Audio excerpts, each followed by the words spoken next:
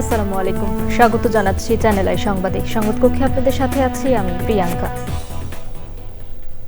বিস্তারিত সংবাদের শুরুতেই জানিয়ে দিচ্ছি ফ্রেশ আটা ময়দা সুজি সংবাদ শিরোনামগুলো। শহীদ রাষ্ট্রপতি জিয়াউর রহমানের কবর জিয়ারতে যাচ্ছেন তারেক রহমান। জাতীয় স্মৃতিসৌধে মুক্তিযুদ্ধে বীর শহীদদের প্রতি শ্রদ্ধা বিকেলে। চাঁদপুরে মেঘনা নদীতে জাকির সম্রাট ৩ ও অ্যাডভেঞ্চার ৯ লঞ্চের ধাক্কায় ৮ যাত্রী নিহত। ঘন কুয়াশায় দুর্ঘটনা বলে প্রাথমিক ধারণা। বেকার ভাতা নয়, কর্মসংস্থান নিশ্চিতে জামায়াতের ঘোষণা। শিবিরের সম্মেলনে ক্যাম্পাস থেকে ৫৪ বছরের কালো ছায়া সরানোর আহ্বান। আসন সমঝোতায় জামায়াত এনসিপির আলোচনা। জামায়াত ২-১ দিনের মধ্যে সিদ্ধান্ত হবে বললেও চূড়ান্ত হয়নি বলে এনসিপির দাবি। এবং মাঠে গড়াচ্ছে বিপিএল এর দ্বাদশ আসর। সিলেট আন্তর্জাতিক ক্রিকেট স্টেডিয়ামে বিকেল ৩টায় সিলেট টাইটান্সের মুখোমুখি রাজশাহী ওয়ারিয়র্স।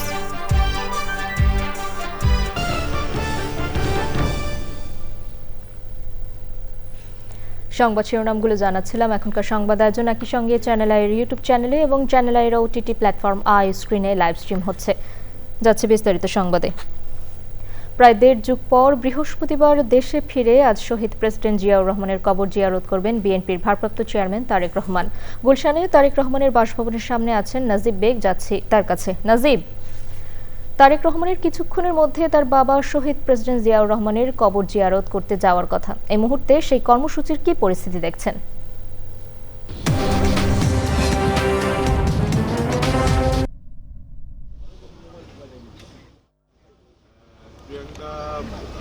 খুব দ্রুতই তারেক রহমানের গাড়িবহরটি যাবে শহীদ জিয়ার মাজার জিয়ারত করার জন্য। সেটি হয়তোবা এখান থেকে বের হয়ে যাবে। আমরা দেখতে পাচ্ছি যে গতকালকে মূলত তারেক রহমান যে যে গাড়িটিতে করে মূলত বিএনপির সিনিয়র নেতাদের নিয়ে বিভিন্ন স্থানে গিয়েছেন, বিশেষ করে সমাবেশ স্থল বা এবারকে হাসপাতাল, সেই গাড়িটি প্রস্তুত করা হয়েছে। একটু আগে সেই গাড়িটির নিরাপত্তা ব্যবস্থা সেটিও চেক করা হয়েছে। একটু আগে বিএনপির স্থায়ী কমিটির সদস্য সালাউদ্দিন আহমেদ তিনি বাড়িটিতে প্রবেশ করেছেন। আশা করছি আমরা এখানকার যে নিরাপত্তা ব্যবস্থা বা গাড়ি বহরের প্রস্তুতি দেখে আমরা মনে করছি যে খুব দ্রুতই গাড়ি বহরটি এখান থেকে বের হয়ে যাবে। মূলত সেখান থেকেই তিনি জিয়াউর রহমানের মাজার জিয়ারতের পরেই সেখান থেকে তিনি সাভারে জাতীয় স্মৃতিসৌধের উদ্দেশ্যে রওনা হবেন। সেখানেও শহীদদের প্রতি শ্রদ্ধা নিবেদন করবেন। পরবর্তীতে হয়তোবা এবারকে হাসপাতালে তার অসুস্থ মা রয়েছেন চিকিৎসাধীন, সেখানেও হয়তোবা যেতে পারেন। তবে এটা এখনও আমাদেরকে বিএনপির পক্ষ থেকে আনুষ্ঠানিকভাবে জানানো হয়নি। তো আমরা এখানে উৎসুক নেতাকর্মীদের ভিড়ও কিন্তু লক্ষ্য করছি। পাশাপাশি সিনিয়র নেতৃবৃন্দ তারাও আসতে শুরু করেছেন। আশা করছি ৫ থেকে ১০ মিনিটের মধ্যে হয়তো বা গাড়িবহর থেকে এখান থেকে রওনা হবে। আরেকটি বিষয় বলে রাখি, আগামীকালকে বিএনপির ভারপ্রাপ্ত চেয়ারম্যানের ৩টি কর্মসূচি রয়েছে। এর মধ্যে এনআইডি কার্যক্রম সম্পন্ন করার কথা রয়েছে। যদিও আমরা একটু আগে একজন নির্বাচন কমিশনার বলেছেন যার ভোটার হতে আইনে কোনো বাধা নেই। এরপরে শহীদ ওসমান শরীফ হাদির কবর জিয়ারত করবেন তিনি। পাশাপাশি জুলাই অভ্যুত্থানে আহত যারা রয়েছেন পঙ্গু হাসপাতালে গিয়ে তাদের সঙ্গেও সাক্ষাৎ করবেন বিএনপির চেয়ারপারসন। হয়তোবা আমরা আশা করছি খুব দ্রুতই তিনি এখান থেকে এই যে গুলশান এভিনিউ যে ১৯৬ নম্বর বাসা সেখান থেকে বের হয়ে তার যেখানে যাওয়ার কথা শহীদ প্রেসিডেন্ট জিয়াউর রহমানের যে। ধন্যবাদ নাজিব আপনাকে। আমরা পরবর্তীতে আরও জানবো আপনার কাছে।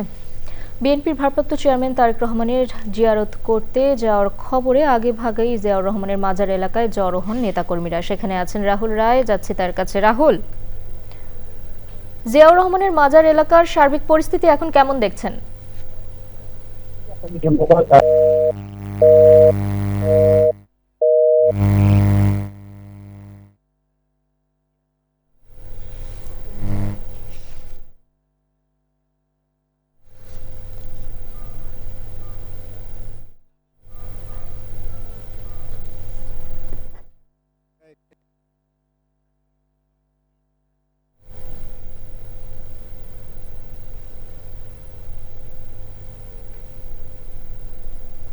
রাষ্ট্রপতি এবং বিএনপি প্রতিষ্ঠাতা জিয়াউর রহমানের সমাধি রয়েছে, সেখানে আমরা ছিলাম।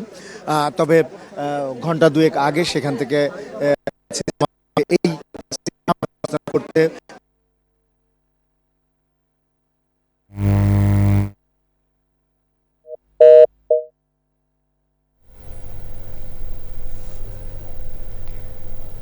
রাহুল, ধন্যবাদ আপনাকে। আমরা পরবর্তীতে আবার আপনার সাথে সংযোগ সৃষ্টি করার চেষ্টা করব।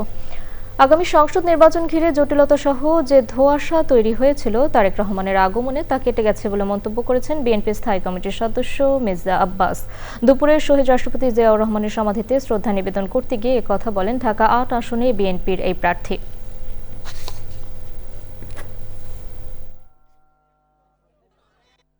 বহুদলীয় গণতন্ত্রের প্রবর্তক শহীদ রাষ্ট্রপতি জিয়াউর রহমান এটার প্রতিপালন করেছেন আমাদের নেত্রী, দেশনেত্রী বেগম খালেদা জিয়া। আবার এটাকে আরো পরিস্ফুটন করবেন আমাদের নেতা তারেক রহমান সাহেব। এটা আমার জনগণের প্রত্যাশা। আমাদের অ্যাক্টিং চেয়ারম্যান তারেক রহমানের প্রত্যাবর্তনে সমস্ত কিছু কেটে যাবে, ধোঁয়াশা কেটে যাবে ইনশাল্লাহ। শহীদ প্রেসিডেন্ট জিয়াউর রহমানের মাজার জিয়ারত শেষে সাভারে জাতীয় স্মৃতিসৌধে যাবেন বিএনপির ভারপ্রাপ্ত চেয়ারম্যান তারেক রহমান। সেখানে মুক্তিযুদ্ধে বীর শহীদদের প্রতি শ্রদ্ধা জানাবেন তিনি। জাতীয় স্মৃতিসৌধে আছেন চকর মালিথা, যাচ্ছে তার কাছে। চকর, জাতীয় স্মৃতিসৌধের সার্বিক পরিস্থিতি আমাদের জানাবেন।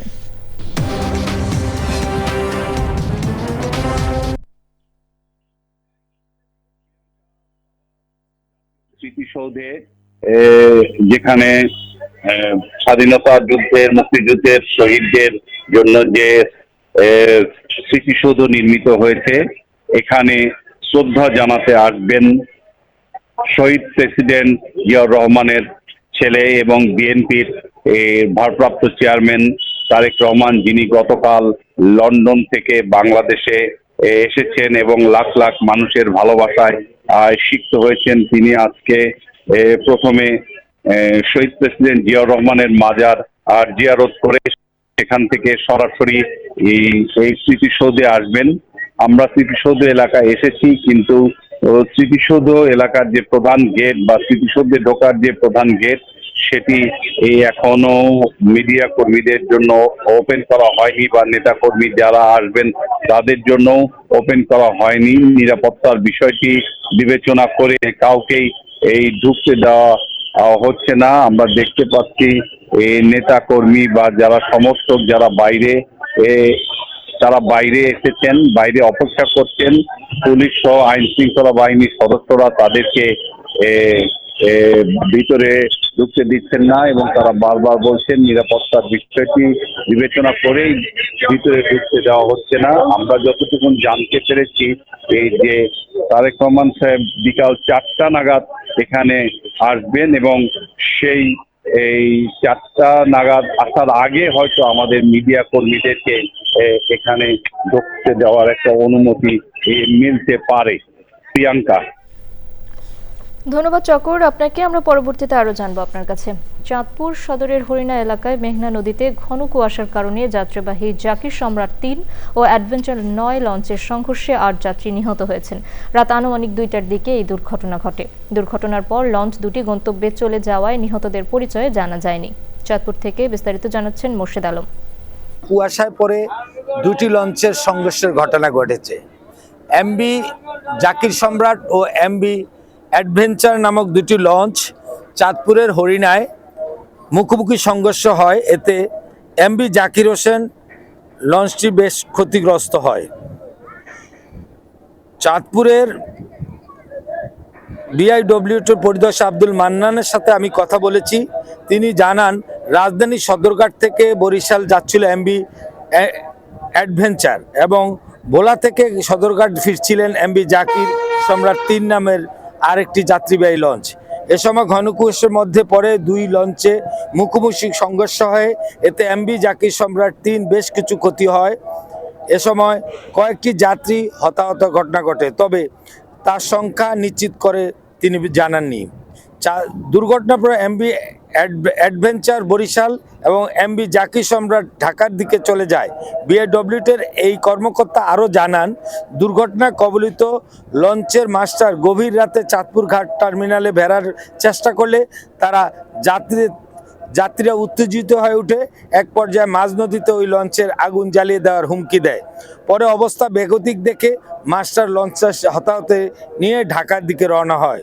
এদিকে দুর্ঘটনা সম্পর্কে বিআইডব্লিউটির উপপরিচালক ও চাঁদপুর নদীবন্দর কর্মকর্তা মোহাম্মদ কামরুজ্জামান সাথে আমি কথা বলেছি।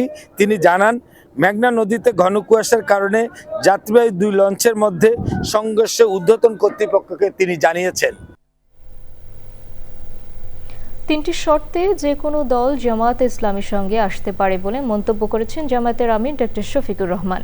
রাজধানীর চিন্মৈত্রী সম্মেলন কেন্দ্রে ইসলামী ছাত্র শিবিরের কেন্দ্রীয় সদস্য সম্মেলনে জামায়াতের আমির বলেন, যুবকদের বেকার ভাতা নয়, কর্মসংস্থান করতে চায় জামায়াত ইসলামী। বিস্তারিত তাফিমুল ইসলামের রিপোর্টে। রাজধানীর চিন্মৈত্রী সম্মেলন কেন্দ্রে ইসলামী ছাত্র শিবিরের প্রায় 6,500 নেতাকর্মী নিয়ে কেন্দ্রীয় সদস্য সম্মেলন।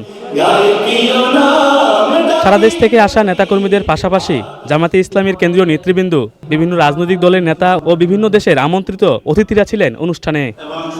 54 বছর ধরে ক্যাম্পাসগুলোতে একটি কালো অধ্যায় রচিত হয়েছিল মন্তব্য করে জামাতে ইসলামীর আমির ডাক্তার শফিকুর রহমান বলেন, ক্যাম্পাসের সেই কালো ছায়া পতন ঘটানো পর্যন্ত ছাত্র শিবিরের দায়িত্বশীল ভূমিকা পালন করতে হবে। কালো অধ্যায় আজকে বিদায় নিতে শুরু করেছে, কিন্তু কালো ছায়া এখনো জাতির উপর থেকে যায়নি। এই কালো ছায়াকে খতম করা পর্যন্ত আমাদের লড়াই, ছাত্র শিবিরের লড়াই অব্যাহত রাখতে হবে। জামাতের আমির বলেন, আগামী দিনে দেশে ইনসাফের বিজয় হবে। বাংলাদেশ জামাত ইসলামী, ইসলামী সংগঠন সমূহ এবং দেশপ্রেমিক অন্যান্য সংগঠনকে সাথে নিয়ে সেই ইনসাফের ত্যাগের বাংলাদেশ করতে চায়। যারাই আমাদের সাথে আসবেন তাদের প্রতি আমাদের বার্তা স্পষ্ট, আপনি দুর্নীতি করতে পারবেন না, আর কোনো দুর্নীতিবাজকে আপনি প্রশ্রয় দেবেন না। সমাজের সকল ক্ষেত্রে সকলের জন্য সমান বিচার নিশ্চিত করা হবে। কোনো রাজনীতিবিদ বিচারের দিকে তাকাতে পারবেন না, হস্তক্ষেপ করতে পারবেন না। সকল জঞ্জালের কবর রচনা করার জন্য জনগণ যে সংস্কারের দিকে তাকিয়ে আছে, সেই সংস্কারের সমস্ত সুপারিশমালাকে বাস্তবায়ন করার প্রতিশ্রুতি দিতে হবে।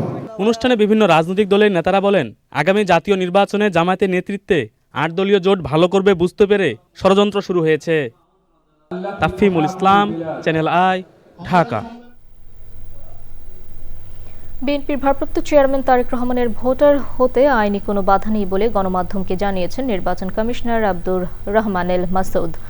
টেলিফোনে তিনি জানান, ভোটার তালিকা আইন অনুযায়ী বিশেষ পরিস্থিতিতে যে কাউকে যে কোনো সময় ভোটার করা যায়। তারেক রহমান বগুড়া 6 আসন থেকে প্রতিদ্বন্দ্বিতা করবেন বলে জানিয়েছে বিএনপি। এর মধ্যে তার মনোনয়ন ফর্ম সংগ্রহ করেছেন দলীয় নেতাকর্মীরা। আইনি কোনো বাধা নেই। আমরা কমিশন তার এক্সট্রাঅর্ডিনারি সার্কামস্ট্যান্সেস এটা section 15 of the other registration অ্যাক্টে কমিশন যে কোনো সময় যে কোনো লোককে ভোটার করতে পারে। এবারে জাতীয় সংসদ নির্বাচন প্রসঙ্গ।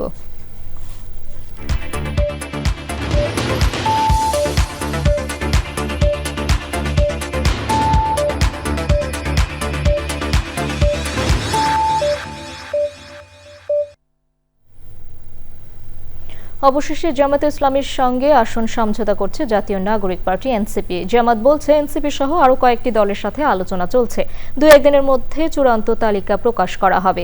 আর এনসিপি বলছে, এখনও চূড়ান্ত সিদ্ধান্ত হয়নি, গণতান্ত্রিক প্রতিযোগিতার জন্য যা প্রয়োজন তা করবেন তারা। আর জামায়াত ইসলামী নেতৃত্বে গঠিত সমমনা 8 দলের মধ্যে আসন সমঝোতা নিয়ে চলছে জটিল হিসাব নিকাশ। বিস্তারিত তাফিমুল ইসলামের রিপোর্টে। জুলাই গণঅভ্যুত্থানের পর ইসলামী রাজনৈতিক দলগুলোকে এক প্ল্যাটফর্মে যুক্ত করার কাজ করে জামায়াতে ইসলামী। 5 দফা দাবি নিয়ে রাজপথে বেশ কিছুদিন সরব ছিল 8 দল। নির্বাচনের তফসিল ঘোষণার পর এই 8 দল আসন সমঝোতার মাধ্যমে নির্বাচন করার ঘোষণা দেয়। এ নিয়ে বেশ কয়েকটি বৈঠকও হয়েছে। নানা আলোচনা সমালোচনার পর এবার 8 দলীয় জোটের সঙ্গে যুক্ত হচ্ছে এনসিপি। দলটির এক যুগ্ম সদস্য সচিব বলছেন, আলোচনা চললেও এখনও চূড়ান্ত কিছু হয়নি। কোনো আলোচনা এখন পর্যন্ত চূড়ান্ত নয়। প্রতিযোগিতামূলক গণতন্ত্র এস্টাবলিশ করতে কাদের সাথে আপনার জোট করার প্রয়োজন, সংস্কারের জন্য যারা কমিটেড আগামী দিনগুলোতে থাকবে তাদের সাথে কিন্তু আমরা রাজনৈতিক সমঝোতা, বন্ধুত্ব অথবা জোট হিসেবে তাদেরকে আমরা সাথে নেব। জামাতের একাধিক নেতা বলেন, এনসিপি সহ আরও বেশ কিছু দলের সঙ্গে আলোচনা চলছে। দু-এক দিনের মধ্যে তা প্রকাশ পাবে। ফাইনালি এখন আমরা নির্বাচনের আসন বন্টনেরও প্রায় চূড়ান্ত পর্যায়ে পৌঁছে গেছি। এই পর্যায়ে এসে যাদের সাথে কথা হচ্ছে এই সবগুলো আলোচনায় একটা প্যাকেজ আমরা নিয়ে আসব। হ্যাঁ, এনসিপির সাথে আলোচনা হচ্ছে, কর্নেল সাহেবের সাথে আলোচনা হচ্ছে, আরও অনানুষ্ঠানিক আলোচনা আছে, সেগুলো ফরমাল হলে বলবো। নতুন মিত্র পাওয়ার সম্ভাবনা তৈরি হলেও জামাতে জোটের আসন বন্টন নিয়ে টানাপোড়েন শুরু হয়েছে। জামাত এটিকে নতুন অভিজ্ঞতা হিসাবে দেখছে। ফিলিংস আমাদের মধ্যে কাজ করছে, আলহামদুলিল্লাহ। এটা একটা চ্যালেঞ্জ, এটা একটা ভালো দিক যে রাজনীতিতে এগুলা থাকবে এবং শেষ মুহূর্তে এসেই এই ধরনের কিছু চ্যালেঞ্জকে ফেস করতে হয়। সব দলের নেতৃত্ব চায় যে তার দল 2টা আসন বেশি নির্বাচন করুক। এই জন্য আলাপ আলোচনা দীর্ঘ হওয়ার কারণে চাপ অনুভূত হচ্ছে বলে কেউ মনে করতে পারে, কিন্তু একটা সুরাতে যেতে পারবে। তবে জামায়াতে ইসলামীর সাথে আসন সমঝোতা করলে এনসিপির একাধিক নারী নেত্রী নির্বাচন না করার ইঙ্গিত দিয়েছেন। তাফহিমুল ইসলাম, চ্যানেল আই, ঢাকা। অবৈধ অস্ত্র উদ্ধার করা না হলে সুষ্ঠু নির্বাচন সম্ভব নয় বলে মনে করছে জাতীয় সমাজতান্ত্রিক দল জেএসডি। দেশের পরিস্থিতি ও নির্বাচন প্রসঙ্গ নিয়ে জাতীয় প্রেসক্লাবে সংবাদ সম্মেলনে দলের নেতারা বলেন, নির্দিষ্ট ব্যক্তিদের নিরাপত্তায় গণম্যান দিয়ে আইন শৃঙ্খলা পরিস্থিতির উন্নয়ন কঠিন হবে। গণমাধ্যম অফিসে হামলা, ভাঙচুর ও আগুন দেওয়ার ঘটনায় নিন্দা জানিয়ে তারা বলেন, জুলাই সনদ বাস্তবায়ন নস্যাতের চেষ্টা চলছে। সংবাদ সম্মেলনে বক্তৃতা করেন সংগঠনের সিনিয়র সহ সভাপতি তানিয়া রব, সাধারণ সম্পাদক শহীদ উদ্দিন মাহমুদ স্বপন এবং অন্যরা।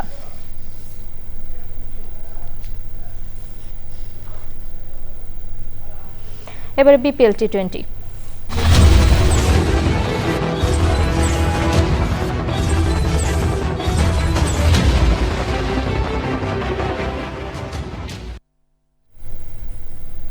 আর কিছুক্ষণ পর শুরু হচ্ছে বাংলাদেশ প্রিমিয়ার লিগ বিপিএল এর 12তম আসর। ঢাকায় বিপিএল উদ্বোধনের কথা থাকলেও পরিস্থিতি বিবেচনায় তা হচ্ছে সিলেটে। সিলেট থেকে বিপিএল এর শেষ মুহূর্তের প্রস্তুতির কথা জানবো তানভীর আহমেদের কাছ থেকে। যে কিছুক্ষণ পরেই পর্দা উঠছে বিপিএলের 12তম আসরের। সিলেটে এই নিয়ে দ্বিতীয়বার হচ্ছে বিপিএলের উদ্বোধনী আসর। এর আগেও একটি উদ্বোধনী অনুষ্ঠান হওয়ার কথা ছিল ঢাকায়, কিন্তু নিরাপত্তার কারণে সেটি হচ্ছে না। সিলেটে ম্যাচ শুরুর আগে সংক্ষিপ্ত পরিসরে হচ্ছে উদ্বোধনী অনুষ্ঠান। ম্যাচের আগে 15 থেকে 20 মিনিট আগে হবে উদ্বোধনী অনুষ্ঠান। এছাড়া উদ্বোধনী অনুষ্ঠানের শুরু হওয়ার সাথে সাথে ম্যাচের আগে এই যে শহীদ হয়েছেন জুলাই যোদ্ধা ওসমান বিন হাদি, তাকে স্মরণ করে বিসিবি 1 মিনিটের নীরবতা পালন করবে। পাশাপাশি আপনাদের দর্শকদের আগ্রহের কথা একটু জানিয়ে রাখি, আমরা যতটুকু বিসিবি থেকে জানতে পেরেছি যে এখন পর্যন্ত বিপিএলের প্রথম 2 দিনের যে 4টি ম্যাচ রয়েছে সেই ম্যাচের সবগুলো টিকিট বিক্রি হয়ে গেছে। এই দর্শকদের উন্মাদনাও আছে এই সিলেটে বিপিএলকে ঘিরে। যেহেতু প্রথম ম্যাচে তাদের স্বাগতিক টিম সিলেট টাইটান্স রাজশাহী ওয়ারিয়র্সের হয়ে লড়বে, দর্শকদের আগ্রহটাও তাই ব্যাপকভাবে লক্ষ্য করা যাচ্ছে। প্রিয়াঙ্কা, ফিরে এলাম বিরতির পর। রাজধানীর পূর্বাঞ্চলে জুলাই 36 এক্সপ্রেসওয়ে, বিমানবন্দর সড়ক সহ সংলগ্ন এলাকার বর্জ্য আবর্জনা সরাতে পরিচ্ছন্নতা কার্যক্রম শুরু করেছে বিএনপি। সকালে বিএনপির ফেসবুক পেজে দেয়া এক পোস্টে একথা জানানো হয়। ঢাকা মহানগর উত্তর বিএনপির আহ্বায়ক আমিনুল হকের নেতৃত্বে এই পরিচ্ছন্নতা কার্যক্রম চলছে। বিএনপির ভারপ্রাপ্ত চেয়ারম্যান তারেক রহমানের ঐতিহাসিক স্বদেশ প্রত্যাবর্তন উপলক্ষে জনসমাবেশে সৃষ্ট সকল বর্জ্য অপসারণে এই উদ্যোগ নেওয়া হয়েছে।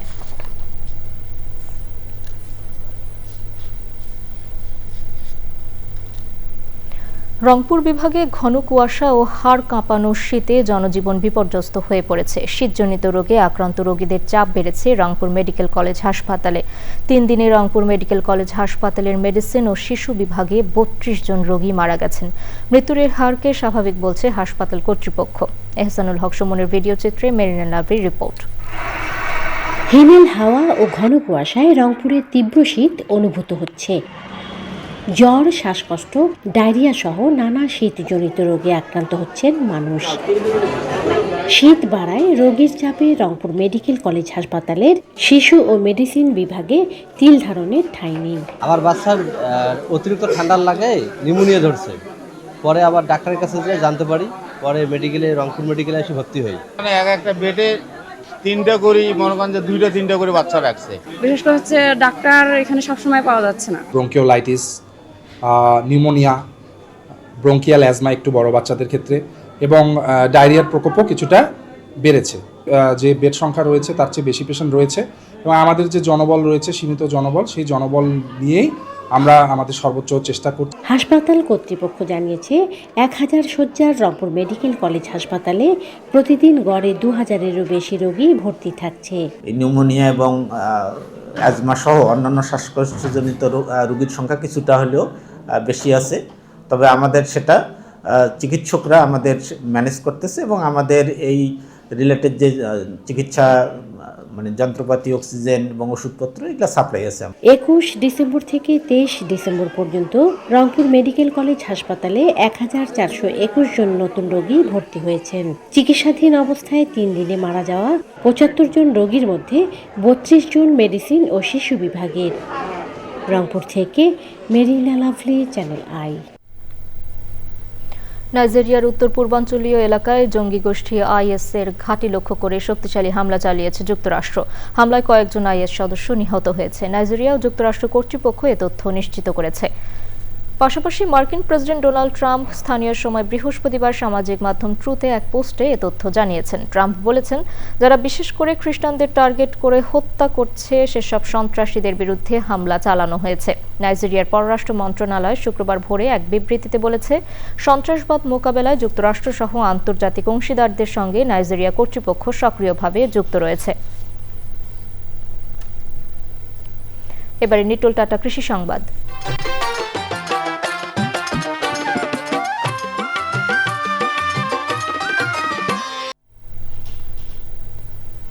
মাদারীপুরে দুর্বৃত্তদের দেয়া আগুনে ছাই হয়ে গেছে একটি মুরগির খামার। এতে শেষ হয়ে গেছে খামারির পরিশ্রম আর স্বপ্ন। আগুনে মারা গেছে হাজার হাজার মুরগি। ক্ষয়ক্ষতির পরিমাণ কয়েক লাখ টাকা বলে দাবি খামারির। মাদারীপুর প্রতিনিধি রাহাত হোসাইনের পাঠানো তথ্য ভিডিও চিত্রে আলমুকসদের রিপোর্ট। মাদারীপুর সদর উপজেলার খোয়াজপুর ইউনিয়নের পখিরার রাজারচর এলাকার জসিম ব্যাপারী 4 বছর আগে 800 মুরগি নিয়ে শুরু করেন তার এই খামার। বর্তমানে তার খামারে ছিল 3000-এরও বেশি মুরগি। 20 লাখ টাকা ঋণ নিয়ে তিলে তিলে গড়ে তোলা তার এই খামারটিকে রাতের আধারে এক নিমিষেই পুড়ে ছাই করে দেয় দুর্বৃত্তরা। খামারির দাবি, পূর্বশত্রুতার জের ধরেই পরিকল্পিতভাবে এই আগুন দেওয়া হয়েছে। 2500 মুরগারে মনে করেন রাত্রে এরকম ভাবে আগুন দিয়া মনে করেন জ্বালায় ফেলাইছে শত্রুতা করে। আবার কিছু নাই, আবার মনে করেন পোলাপান লয়ে কায়া পালতেই কষ্ট। আমি ঋণ করে মনে করেন এগুলা করেছি, আর সব কিছু আবার শেষ করে ফেলাইছে। রাতে আগুন দেখতে পেয়ে নেভানোর চেষ্টা করেন এলাকাবাসী। খামারদারে পুরে তছনছ করে ফেলাইছে। আমরা সবাই আসছি, আইসা এই আগুন কোনো রকম ভাবে নিয়ন্ত্রণে আনছি। বাড়ির আশেপাশে যারাই আছে সবাই আগুন নিভাইছে। মুগরা টুকরা সব পুড়িয়া কয়লা হয়ে গেছে। এখন এই ছেলেটার বাঁচার কোনো উপায় নাই। গায়ে দিয়ে আগুন, তখন আরো 5-7 জন মানুষ হয়ে গেল। তখন আমরা চিল্লা পাল্লা করলাম, এলাকার লোকজন আইলো, আমরা অনেকটা চেষ্টা করছি। দুর্বৃত্তরা আগুন লাগে এই ফার্মটার পুরিয়া নিঃস্ব করে দিছে। এখন এই ছেলেটির পরিবার নিয়ে বাঁচার খুব কষ্ট। অভিযোগ পেলে আইনগত ব্যবস্থা নেওয়া হবে বলে জানিয়েছে পুলিশ। দ্রুত দোষীদের শনাক্ত করে ক্ষতিগ্রস্ত খামারির পাশে দাঁড়ানোর দাবি জানিয়েছে স্থানীয়রা। আল মুকসিদ, চ্যানেল আই। এবার প্রকৃতি সংবাদ।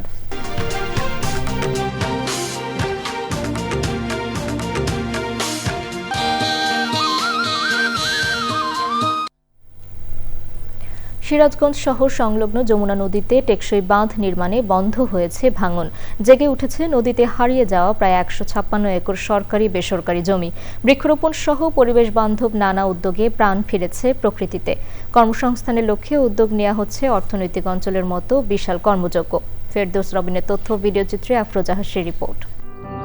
প্রায় 1 দশক আগে প্রতি বর্ষায় এই জনপদে কেবলই দেখা যেত যমুনা নদী ভাঙনের তাণ্ডবের করুণ চিত্র। টেকসই বাঁধ নির্মাণের পর থেকে পাল্টে গেছে দৃশ্যপট। থেমেছে ভাঙন, জেগে উঠছে জমি।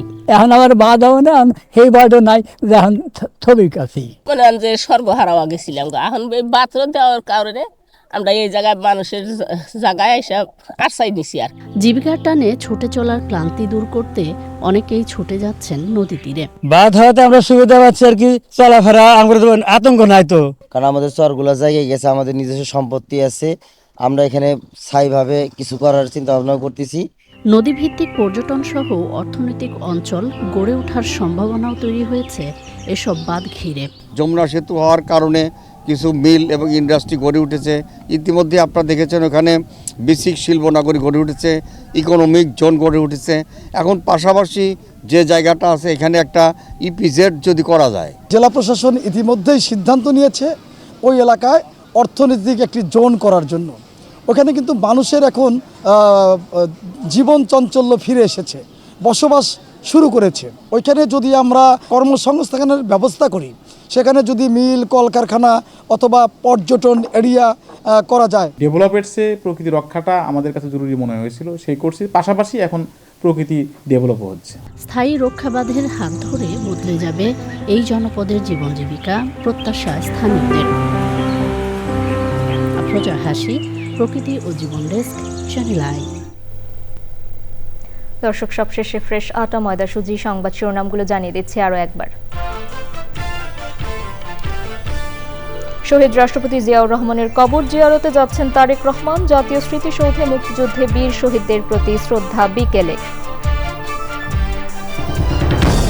চাঁদপুরে মেঘনা নদীতে জাকির সম্রাট 3 ও অ্যাডভেঞ্চার 9 লঞ্চের ধাক্কায় 8 যাত্রী নিহত। ঘন কুয়াশায় দুর্ঘটনা বলে প্রাথমিক ধারণা। বেকার ভাতা নয়, কর্মসংস্থান নিশ্চিতে জামায়াতের ঘোষণা। শিবিরের সম্মেলনে ক্যাম্পাস থেকে 54 বছরের কালো ছায়া সরানোর আহ্বান। আসন সমঝোতায় জামায়াত এনসিপির আলোচনা। জামায়াত 2-1 দিনের মধ্যে সিদ্ধান্ত হবে বললেও চূড়ান্ত হয়নি বলে এনসিপির দাবি। এবং মাঠে গড়াচ্ছে বিপিএল এর দ্বাদশ আসর। সিলেট আন্তর্জাতিক ক্রিকেট স্টেডিয়ামে বিকেল 3টায় সিলেট টাইটান্সের মুখোমুখি রাজশাহী ওয়ারিয়র্স।